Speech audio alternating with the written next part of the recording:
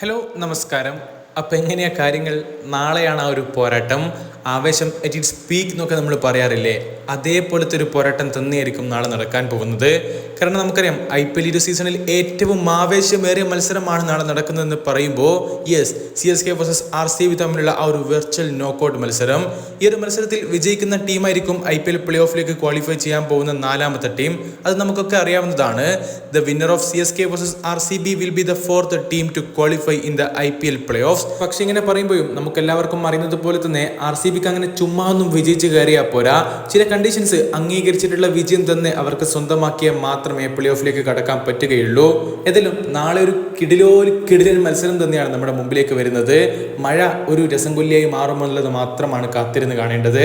കാരണം മഴ ഈ ഒരു മത്സരം മുടക്കുകയാണെങ്കിൽ തീർച്ചയായിട്ടും CSK തന്നെയായിരിക്കും പ്ലേ ഓഫിലേക്ക് കയറാൻ പോകുന്നത്. കാരണം നെറ്റ് റൺ റേറ്റിന്റെ ആനുകൂല്യം CSK കാണല്ലോ ഉള്ളത്. ഏതായാലും IPL ഒരു പ്ലേ ഓഫ് ചിത്രം ഏറെക്കുറെ വ്യക്തമായിട്ടുണ്ട്. നമുക്കറിയാം KKR, രാജസ്ഥാൻ റോയൽസ് എന്നീ ടീമുകൾ ഓൾറെഡി ക്വാളിഫൈ ചെയ്തപ്പോൾ ഇന്നലെ GT vs SRH തമ്മിലുള്ള ആ ഒരു മത്സരം മഴ കാരണം മുടങ്ങിയത് കൊണ്ട് തന്നെ SRHും ആ ഒരു പ്ലേ ഓഫ് സീറ്റ് അങ്ങ് ഉറപ്പിച്ചിട്ടുണ്ട്. ഇനി നാലാമത്തെ ടീം ആരാണെന്ന് മാത്രമാണ് അറിയേണ്ടതും. അതെ, ശരിയാണ്, നിലവിൽ ഏതൊക്കെ ടീമുകളാണ് ഏതൊക്കെ പൊസിഷൻസിൽ കളിക്കുക എന്നുള്ളത് വ്യക്തമായിട്ടില്ല. നമുക്കറിയാം KKR മാത്രമാണ് ക്വാളിഫയർ കളിക്കുന്നുള്ളത് 100% ഉറപ്പായിട്ടുള്ള ഒരു ടീമും.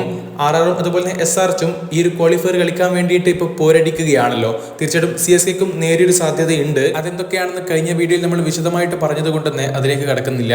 ഏതായാലും മഴ കാരണം RCB vs CSK തമ്മിലുള്ള ആ ഒരു മത്സരം ഉപേക്ഷിച്ചിട്ടില്ലെങ്കിൽ RCBക്ക് CSKയേക്കാൾ ഒരല്പം മുൻതൂക്കമുണ്ടെന്ന് ചില കണക്കുകൾ പറയുന്നുണ്ട്.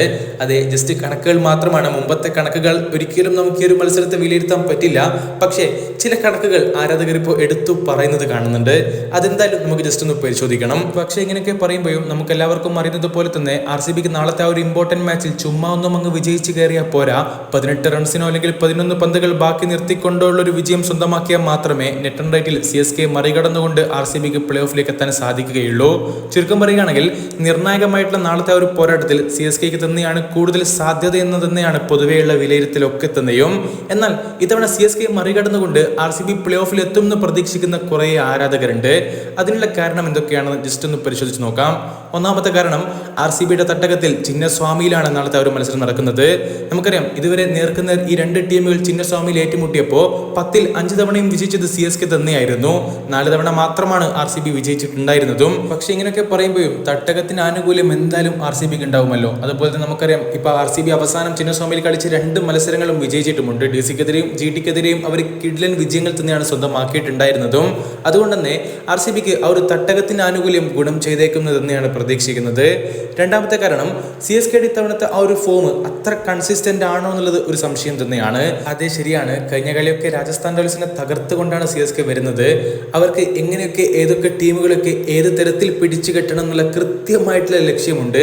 അത് അവരുടെ ടാക്ടിക്സ് കാണുമ്പോൾ നമുക്ക് പലപ്പോഴും തോന്നാറുള്ള ഒരു കാര്യവുമാണ്. പക്ഷെ നാളത്തെ മത്സരം അത് എതിരാളികളുടെ തട്ടകത്തിൽ വെച്ചാണല്ലോ. അതുകൊണ്ട് തന്നെ ആ ഒരു ആനുകൂല്യം എന്തായാലും CSKക്ക് ലഭിക്കാൻ പോകുന്നില്ല. അതുപോലെ തന്നെ ഇത്തവണ CSKയുടെ ബാറ്റിംഗ് നിര ടോപ്പ് ഓർഡറിൽ ഋതുരാജ് ഗൈക്വാദിനെ മാറ്റി നിർത്തിയാൽ വിശ്വസിക്കാവുന്ന മറ്റ് താരങ്ങൾ ഉണ്ടോ എന്നുള്ളത് ഒരു ചോദ്യചിഹ്നം തന്നെയാണ്.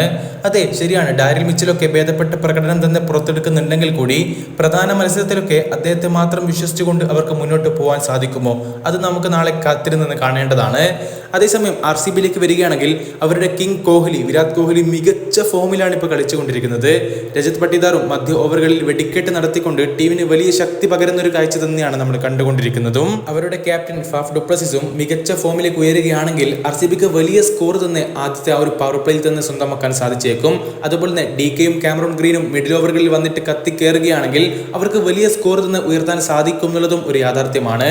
ഇങ്ങനെ ഒരുപാട് കാരണങ്ങൾ നിരത്തി വെച്ചുകൊണ്ട് നാളത്തെ ഒരു ഇമ്പോർട്ടന്റ് മാച്ചിൽ CSK തകർത്തുകൊണ്ട് RCB പ്ലേ ഓഫിലേക്ക് കയറുമെന്ന് പ്രതീക്ഷിക്കുന്ന ഒരുപാട് ആരാധകരെ കാണുന്നുണ്ട്. ഏതായാലും നാളത്തെ ഒരു മത്സരം ഒരു കിടിലൻ പോരാട്ടം തന്നെയായിരിക്കും. പക്ഷേ ഇങ്ങനെയൊക്കെ പറയുമ്പോഴും CSK നമുക്ക് ഒരു തരത്തിലും വില കുറച്ച് കാണാൻ പറ്റില്ല. കാരണം നമുക്കറിയാം, IPL ചരിത്രത്തിൽ തന്നെ ഏറ്റവും സക്സസ്ഫുൾ ആയിട്ടുള്ളൊരു ടീമാണ് CSK. ഇത് തലയുടെ ടീമാണ്. എങ്ങനെ ആ ഒരു ടീമിനെ ഏതെങ്കിലും 1-2 മത്സരങ്ങൾ കണ്ടുകൊണ്ട് നമുക്ക് വിലയിരുത്താൻ പറ്റും? അതുപോലെ തന്നെ ഇപ്പോഴും നമുക്ക് എല്ലാവർക്കും അറിയുന്നത് പോലെ തന്നെ ഇപ്പോഴും എല്ലാ ക്രിക്കറ്റ് പ്രഡിക്റ്റേഴ്സും വിലയിരുത്തുന്നത് CSKക്ക് തന്നെയാണ് കൂടുതൽ സാധ്യത എന്ന് തന്നെയാണ്. അതിനുള്ള കാരണം പ്രത്യേകിച്ച് വിശദീകരിക്കേണ്ടതില്ലല്ലോ. നാളത്തെ മത്സരം RCB ഒരു ചെറിയ സ്കോറിൽ വിജയിച്ച് കയറിയാൽ പോലും CSK തന്നെയായിരിക്കും പ്ലേ ഓഫിലേക്ക് കയറാൻ പോകുന്നത്. അതുകൊണ്ട് തന്നെ RCBക്ക് കാര്യങ്ങൾ എന്തായാലും ഒട്ടും എളുപ്പമല്ല. പക്ഷേ ഇതുവരെയുള്ളവരുടെ പ്രകടനം വെച്ചുകൊണ്ട് അവർക്ക് എന്തിനും സാധ്യമാവുമെന്നുള്ള തോന്നൽ വരെ ഇപ്പം എന്തായാലും ആരാധകർക്ക് ഉണ്ടായിട്ടുണ്ട്. അത് നാളെ പൂവണിയുമോ കാത്തിരുന്ന് കാണാം. നാളത്തെ മത്സരത്തെ കുറിച്ച് നിങ്ങളുടെ അഭിപ്രായങ്ങൾ എന്താണ്? കമന്റ് ബോക്സിൽ അറിയിക്കുന്നു വിചാരിക്കുന്നു. അടുത്തൊരു വീഡിയോ ഭാഗത്ത് വീണ്ടും കാണാമല്ലോ. പ്രതീക്ഷയോടുകൂടി ഗുഡ് ബൈ.